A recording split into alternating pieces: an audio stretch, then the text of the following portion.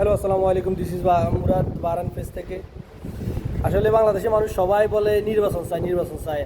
বর্তমান বর্তমান যে পরিস্থিতি, একমাত্র কিছু কয়েকটা বড় দল ছাড়া বা কয়েকটা মল ছাড়া কেউ নির্বাচন চায় না। আমিও নির্বাচন চাই না। যারা বলে যে সাধারণ পাবলিক নির্বাচন চায়, আমি তার মধ্যে আমার বাইরে রাখি, সবাই বলবে। বিশেষ করে বড় দল জাতীয় পার্টি, বাংলাদেশ জাতীয় পার্টি, বিএনপি, তারা সবসময় বলে জনগণ নির্বাচন চায়। আসলে জনগণ কেউ নির্বাচন চায় না, একমাত্র যারা স্বৈরাচার তারা নির্বাচন চায়। আর বড় জাতীয় দল বিএনপি, এটা বড় দল, অবশ্যই এটা নির্বাচন চাইতে পারে, এটা তার গণতন্ত্র অধিকার, এটা তারা নির্বাচন চাইতে পারে। তবে বর্তমান পরিস্থিতিতে আমরা বহুত ভালো আছি, আলহামদুলিল্লাহ। সকল প্রবাসীরা বহুত ভালো আছে।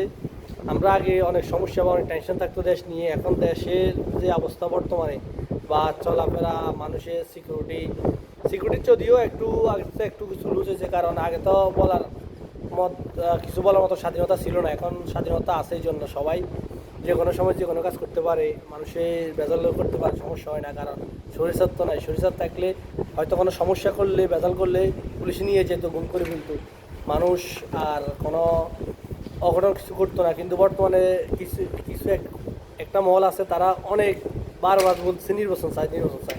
আসলে আমার জীবন দশায় আমি ভোট দিয়েছি একবার, তো ওই ভোটটা আমার মন মতো হয় নাই বা দেশের গ্রহণযোগ্যতা হয় নাই। তো বর্তমান পরিস্থিতি যেভাবে চলতেছে এগুলো অনেক ভালো।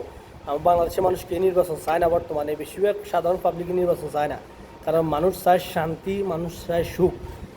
দেশ উন্নত করছি, দেশ ডেভেলপ করছি, এটা সাধারণ মানুষ বোঝে না। সাধারণ মানুষ বোঝে যে দেশে সামানের দাম কতটুকু কমছে, সামানের দাম, ধান, চাউল, ভেজিটেবল, এটার দাম কীরকম আছে, এটাই মানুষের চায়।